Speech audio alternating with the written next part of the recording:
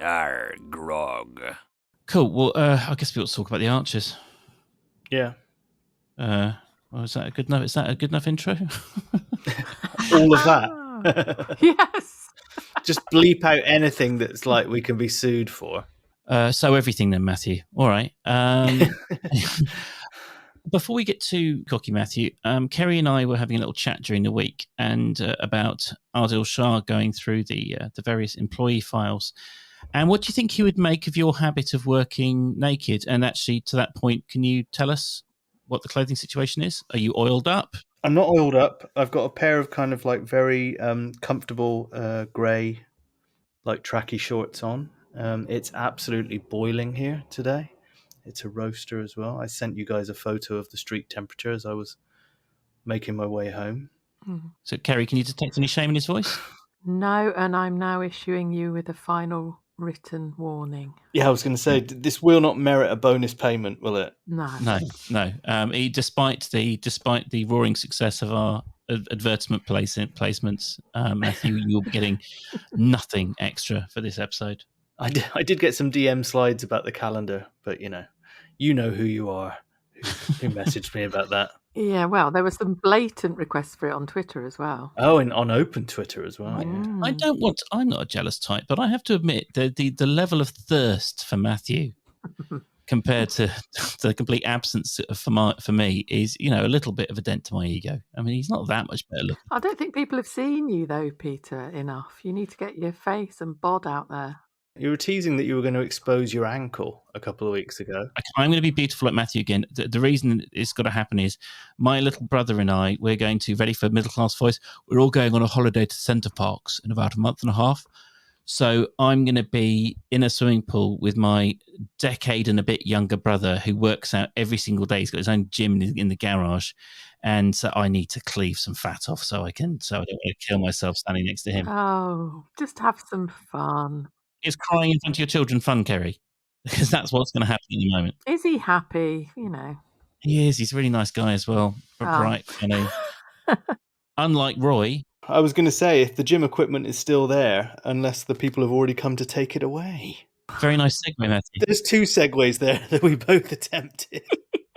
And Shane, both of them are wasted because we're going to go on an advert break. So see you in a minute. So, hello, everyone. I was just fretting about the absolute shitness of that segue, and Keri has just come up with the new kind of motto for the podcast. What is it, Keri? Don't overthink. Okay, so I don't think we've been particularly guilty of it in the past, but we promised to never, ever fall into that trap. So, Matthew, you were leading us in the direction of Roy, Kathy, and their diligent deconstruction of Grey Gables. Yeah, it's all over, isn't it? Yeah. The lights went out. They were packing everything away in boxes. Adil Shah is the ghost at the feast. Is that the right expression? He's kind of wandering around after...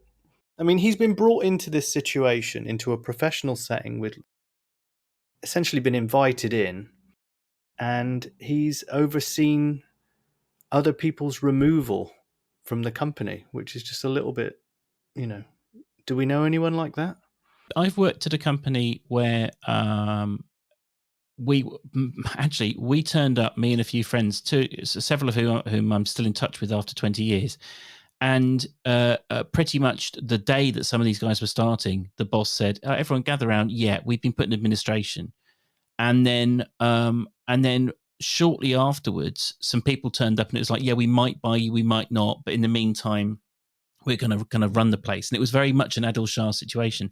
And they were super nice, but there was also the kind of knowledge that they were assessing everyone, who was going to be cold, who was going to stay.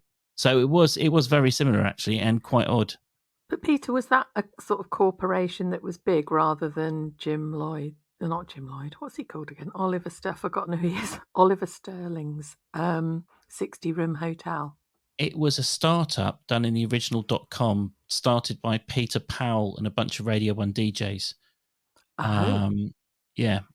So it wasn't huge. I'd want to say it was 30 to 40 people in total, but it did. People had put a lot of money into it. So I think there was, even if it wasn't a big place, like there was a lot of care behind it, if that made sense. Did Peter Powell manage to convince everyone to put money in because of his playing of Christ on TV.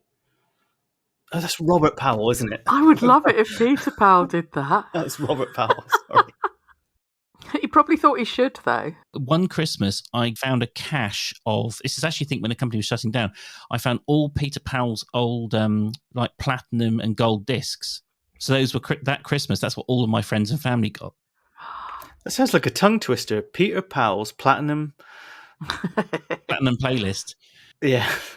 It was, but yeah. So my mate Iggy got Kid Creole and the Coconuts. Nice. Oh, hey, Kid Creole's just gone down, hasn't he? Has he? Yeah, he's gone down for like. Is this a joke, Matthew? No, it's not. It's not. He's something very, very bad, like beating a homeless person to death. No. Yeah. Oh, well, this is jolly, listeners, isn't it? I should just double check that in case we're going to get sued. Yeah, you got Peter Powell wrong. It's probably sort of someone called Dick Creole. It's who lives in Rotherham or something. And he hasn't got any coconuts either. Kid Creole, whose given name is Nathaniel Glover, was sentenced on Wednesday to 16 years in prison for the stabbing death of John Jolly, according to the Associated Press. Creole, and it was a homeless guy who approached him. Dom Jolly is homeless. That guy with the massive phone. He did used to annoy people a lot when he answered it on train carriages. That really is deeply unpleasant, which takes us quite nicely to Roy, more Roy, listening to Roy. How pathetic was Roy's creepy, crawly approach to Adil? Very.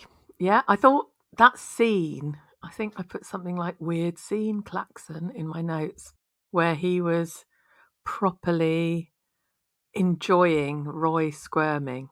Adil was, wasn't he? Yeah.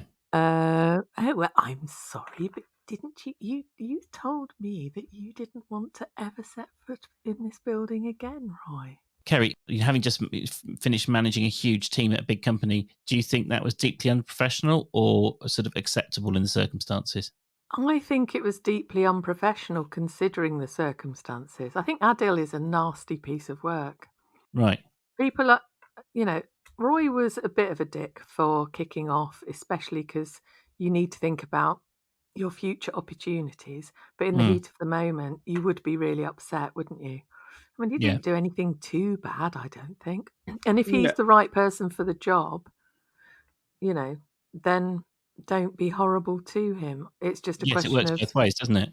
Yeah. Is he the best person for the job, though? I think. Of course not. No. It's Roy. He's useless.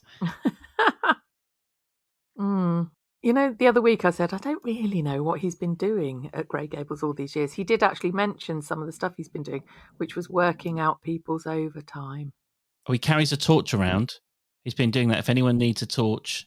Yeah. Interesting that they use the expression, always carry a torch. And he was right next to Kirsty at the same time as he said that. I thought, Very good, Matthew. Didn't notice that. I also thought, in terms of the Adil's behaviour, I made a note that this is the most gaslit Grey Gables has been since Blake tried to make a piece of toast. Yeah, there was much. I mean, do we care, right, lads? Do you care that Grey Gables is empty sounding and they shut the door on it and it's got nothing but ghosts in it?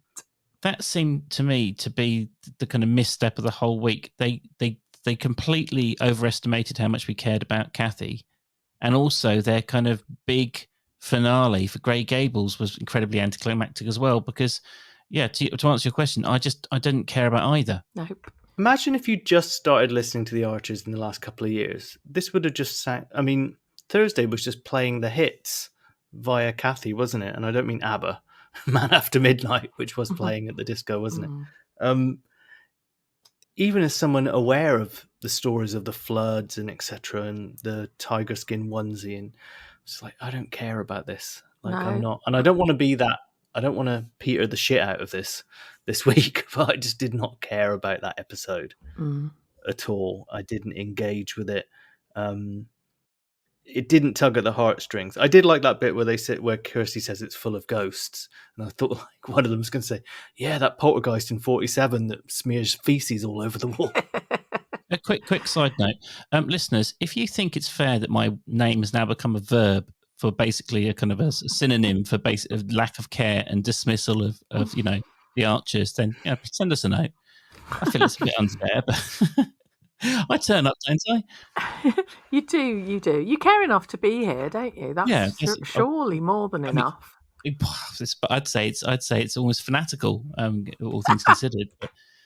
But yeah, the two institutions or whatever. Is Kathy even in institution? I mean, she's been in it a long time. I get it. She's been around 40 years or something. So fair dues, the actress maybe needs a bit of a send-off. But I think Sarah Mattox on Twitter, she summed it up brilliantly because she said, I'd be more invested in this if Kathy hadn't been silent for the last decade. Well, there's so many gags about that, aren't there? I mean, Pat said, well, you never stop talking about what's been going on at Grey Gables. And there was something else in Thursday's episode that was a reference to the fact that she's always talking. And it's like, and she's not. Can you guys give me a warning when we're going to talk about Pat, because I need to run up. But, she was a silent character. Then she was a honking rabbit. Then she was a feisty chatterbox. And now she's off to Alaska. And that was all within sort of 2-3 weeks, wasn't it? And now we're supposed to be all aboard with loads of people gathering a memory book together, which is a great gift to give someone who's about to trek to Alaska, isn't it? A massive bloody book. Yeah. And Jolene, at the end, there was that reconciliation with Jolene after their awkward moment at Elizabeth's party, wasn't there?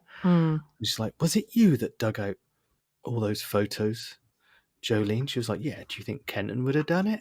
And then she was like, was it you that wrote slag and drew cocks on my face on everyone as well? And on that note, black and white photos they were of Kathy and Sid, weren't they? Well, colour photography has been widely used since the 70s. And Sid and Polly Perks ran the bull from 72.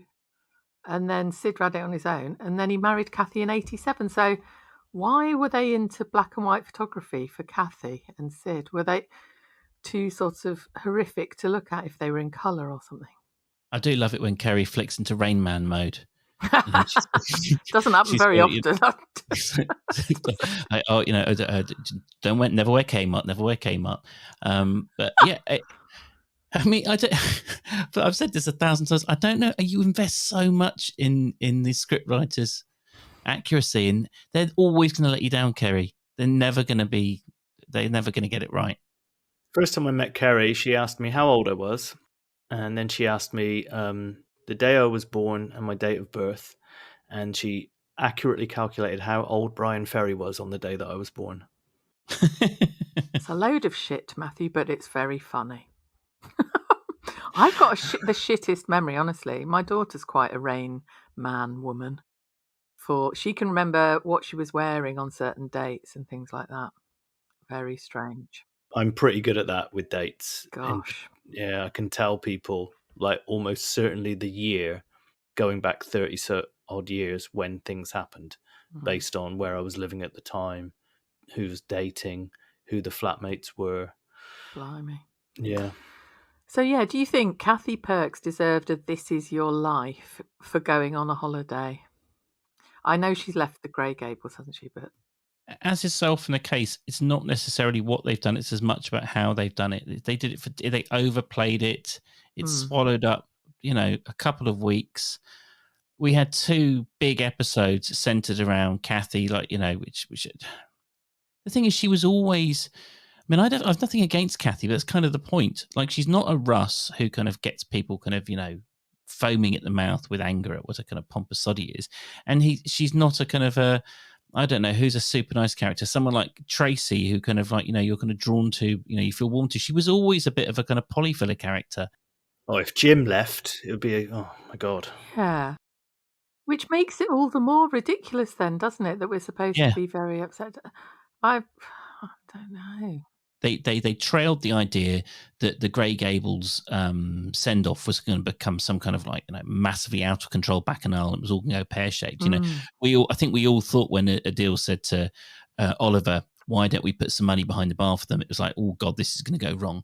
Well, they could have done something like that. They could have had Freddie doing something wildly inappropriate halfway through Kathy's send-off. So at least Kathy's send-off leads to something fun, but it was all so straight and so sincere. And it did feel a bit like, a Royal Variety performance when someone does a fart joke in front of Prince Charles. It all just felt a bit too kind of solemn and serious. And I don't think she deserved that. Or actually, maybe that's the greatest insult. She's not a fun enough character, an interesting enough character to build that around her. Because if it was with Eddie, for example, you would have been like, oh yes, I do remember that fun thing with Eddie, and all that does make me feel quite sad. I don't know how you can say it was solemn when they laughed their little heads off about the HRT cake. And Eddie thinking he was going to grow breasts. Joe thought he was going to grow was it breasts. Joe? No, was it? Thought Joe Grundy ate it, didn't he? Oh, sorry. I wasn't that interested. I do actually remember that being in an episode, though. Mm-hmm. Yeah. I mean, everything they mentioned had happened in an episode, hadn't it? I did. One thing that kind of bugged me a bit was when Tracy she was getting very tearful outside, wasn't she? And who was it who came to talk to her? It was Kirsty. You're leading up to a gag, aren't you? No, I'm not. I'm really not. Oh. No, just merely an observation. Well, I'm not just a gag machine, as I once said to my dominatrix. She said that, when there was that back and forth with her and Linda had to tell her to like act a little bit more refined. She referenced that. And then she said, but then there was this stroppy guest who couldn't get his aircon working. I was like, why didn't you bring that up at the fucking interview? When they asked, when have you ever had to win over a difficult customer? I was like, it's right there. I thought when Tracy said that about the aircon customer and was trying to make it all emotional and sort of went, and that's when I knew I could do it. I was here going, what? That's such a minor bloody query. And that was your turnaround moment. That's your idea of, well, not hers, the scriptwriters, of someone's, I don't know, what are those moments called where things Epiphany. change? That's it, yes. Sorry, I'm quite tired. I just thought, what a pathetic example.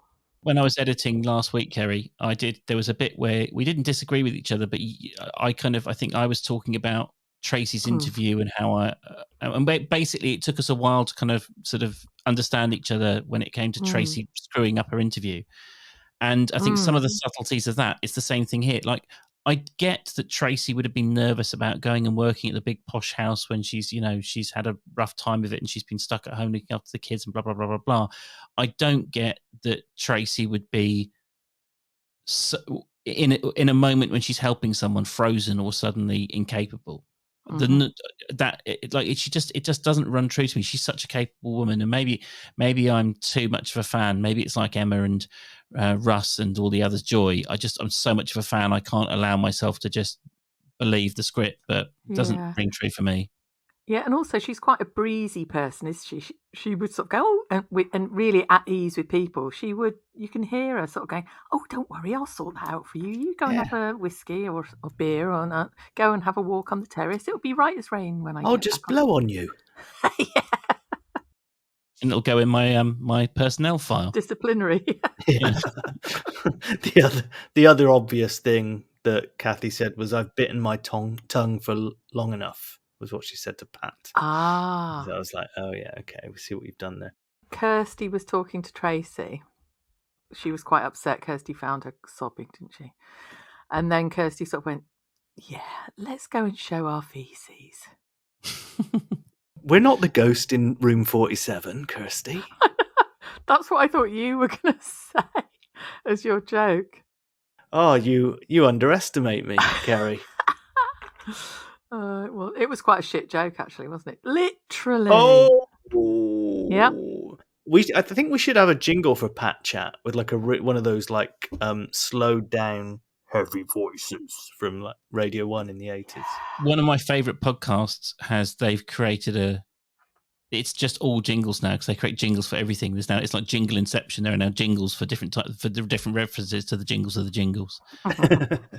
And more power to them, but I don't have the skill to even start on that. Okay, I'll do it here. Pet chat.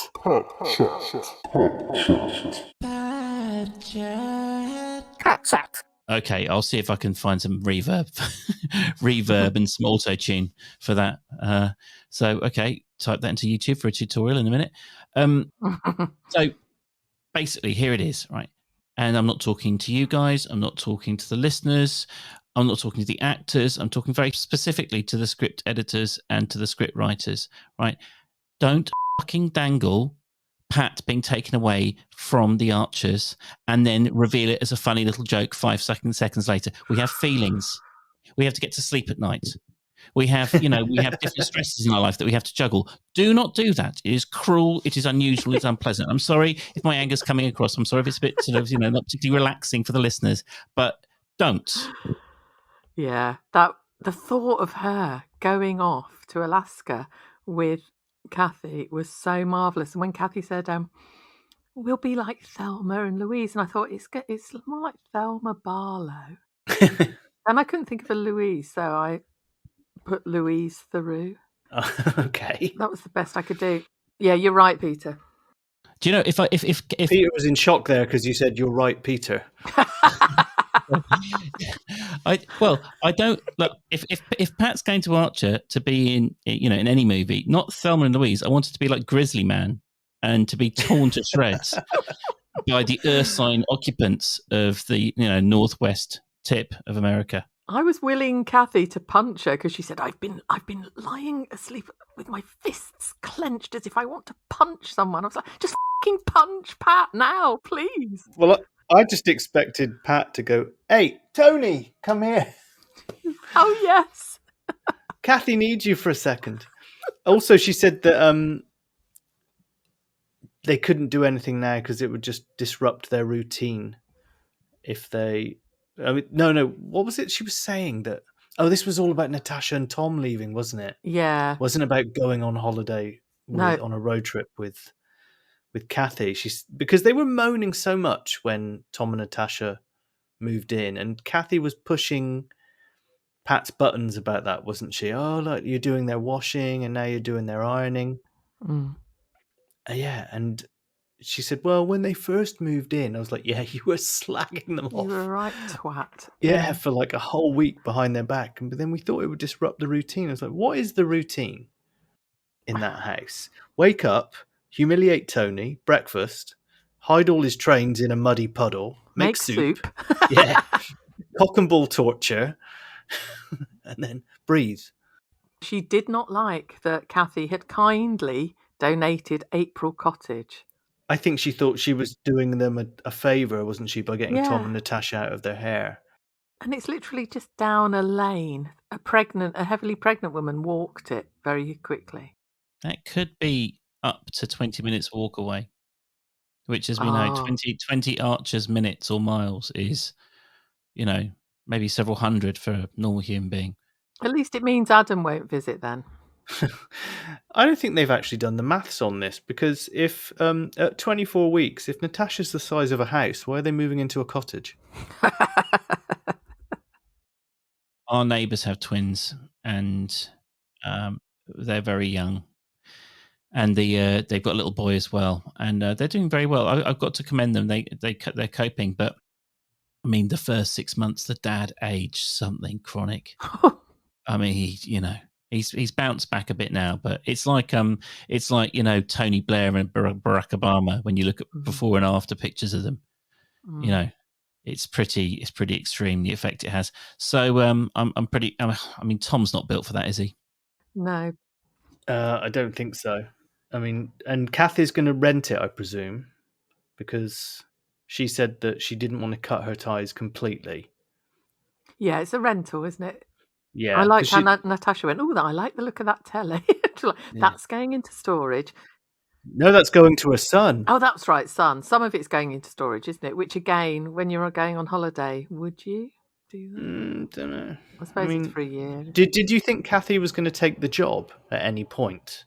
No. Just all right, okay, because like that's the whole thing with her and Roy, wasn't it? Was they were absolutely about to throw their morals in the bin because they'd just been offered a position.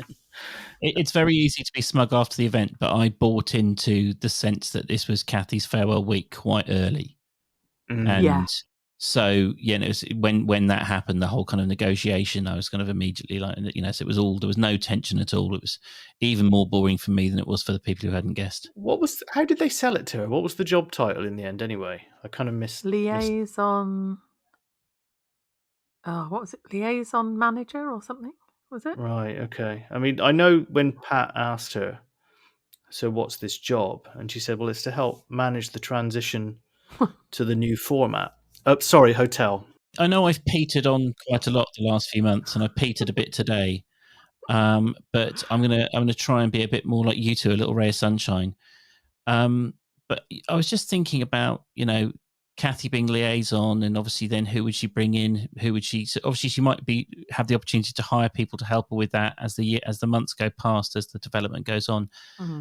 And then that reminded me about Tracy, just how distraught she sounded about losing her job, and how well it was acted, of course, and just that I really feel like they're leaning heavily into it. Tracy's going to be going down to a dark, dark place, isn't she? Well, it's one of two options, isn't it? Either that one, or somehow Adil the twat is going to say, actually, I've seen how you are with people. You can have the job to Tracy. Do you not think that's gone? Possibly. Who do you think is going to be it? And anyway, what a strange role, really. Well, that's what they almost had in room 120 or whatever, wasn't it? A strange role. Oliver could have lied, couldn't he? Yes. He could have said she was selling drugs to kids. And that was odd, wasn't it? I didn't remember that. It's like, yeah, but you didn't take that out of her file either, did you? Of course you did remember it. Yeah, as soon as Adil waded into view, someone on social media did mention this is going to be a takeover, and that blot on her file is going to be a problem, which I thought was very insightful. But Oliver's lost any clout, hasn't he? Oliver, why isn't he sort of saying, no, I'm not having that. She's been excellent, and that, yes, that was a blot on her copybook, but this, that, and the other. Give him examples of times where she has been great. Why is he being such a wet fart in all of this? And I hated him when he was being very patronising to Tracy, making small talk about, I expect you're looking forward to the veteran cricket. It's geriatric cricket. Can't even say it. Geriatric cricket, Oliver. And about Jazza having a new job. It's quite something when your own vocal cords rebel against the joke you're trying to crack. Yeah. I know. I'm sorry. Yeah. Geriatric cricket, sponsored by Peter Powell's Platinum Playlist. But I think he's really not reading the room, is he? No, and Eddie was a voice of reason with that, wasn't he? He did sort of try and give, he was kind of sort of saying, "Oh, eventually people will forgive you," but he wasn't. I mean, he was being un-Eddie-like. He wasn't kind of going, "Oh no, it'll be." He wasn't being quite as. Yeah, he said, "Folk will come round. Folk will come round." Yeah, exactly. Thank you, Keri. Yeah. But prior to that, Eddie said, "I wish you'd told me what was going on so I could support you." Imagine that. That wouldn't happen, would it? Eddie would have probably tried to get in on the whole Adil Shah action if he'd have known he was around. He would have driven him around Ambridge in the limo, showing him all the things that were there to see. I haven't reacted quite as strongly against Adil as a lot of people have. I can see why he's unpopular in the village, but I don't know what he's done to us as listeners. And he has sort of, within a fairly awkward situation, he has behaved quite in a reasonably dignified manner. I mean, I'm not a big fan or anything. Or do you think I'm completely off kilter? Yes. I think he liked the Easter Bunny, for one thing. Yeah. Okay. Right. Yeah. Okay. Okay. I'm getting convinced. Well, he was very excited about it. He sounds very childish. I don't know. He's being played very oddly. I think his delivery is strange. How he's speaking to people who, he's all well and good telling Roy off for behaving in a certain way in this situation, but I don't believe him to be behaving in a professional manner at all. Yeah. I'm not saying I like him. I'm just saying, like, I can't. The idea that he's this kind of. Do you know who he reminds me of? Do you remember when Charlie first came to the village? And he was sort of played as this rather sort of pompous, officious guy who would always be kind of like, well, this is the way we do it, and we're doing it by the rules. And then gradually they kind of like rounded out the character more, and he became not likable, but just a bit more sort of understandable. That's where I am with him. Okay, but you did just say you don't think he's done anything wrong, really. Well, I don't think he's done anything right, but he's kind of like he is the don't shoot the messenger. Like he's a man doing a job. Like, whoever Oliver's the one who sold it. Adil Shah didn't decide, and the time frame. The only thing he's really done wrong is maybe forcing the time frame. But then he has tried to give people money to sort of compensate for the hurry. So there's also a messaging failure. Like, he didn't tell people as soon as he could, and maybe the staying in the hotel was a bit unprofessional. Maybe he should have stayed in where somewhere else. Maybe it would have been quite fun to have Linda and Roberts. One thing that worries me in all of this is real grey area for me. Does anyone know if Kathy has a decent pension? She said she had. Multiple times. Sorry. Yeah. Over and over again. I do remember that. I've got a decent pension and a good redundancy. I was like, all right, rub it in, why don't you? One thing I'm a bit confused about, can you enlighten me on this? I thought there's a staff shortage in hospitality at the moment. Generally speaking. Yeah. Don't seem to be saying that. They seem to be saying there's literally nothing and everywhere's closing down and it's going to be hard to find a job. But I thought, is it just because of their location then? I think, yeah, it's like, do you want to go and live next to Lake Vyrnwy or in the Peak District or in Northumberland? We said that one of the character reference for Kathy was Adil was that he quite liked the Easter Bunny. How do we decide how pretty a sheep is? Are you saying my sheep are ugly? Yeah, I mean, Ed was saying I normally just look at their backsides. And I was like, well, if you're getting it on with a sheep, mate, that's normally what you're looking at. Yeah. You're not making eye contact, are you? I know, they were literally like, look at the arse on that. Yeah. Oh, loads of meat. And I was a bit confused. He was very... Eddie was being very literal, wasn't he? He was like, come on, you. Come on, lamb. Well, look what you've done, Keri. You've opened up the lamb gag box.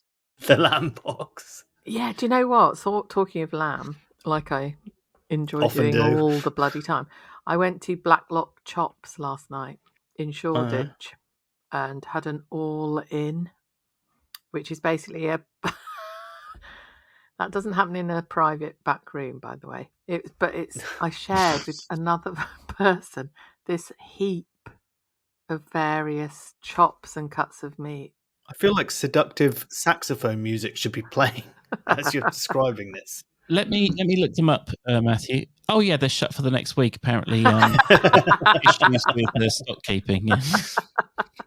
I think I need a cow mattress, to be honest with you, at this point. Imagine the stress, Peter, of the chef in that kitchen last night when Keri was there. If you thought Ian last week, like, where are my dolphin was? He was like, where are my 7 lambs? Come on. She's ravenous. He's dealt with the surprise visit from Gordon Ramsay. That time that Duke of Westminster turned up with a moment's notice he dealt with. But when La Orbis appeared, do you have your own equivalent, like Alan's big plate, Keri's big plate? In she strides.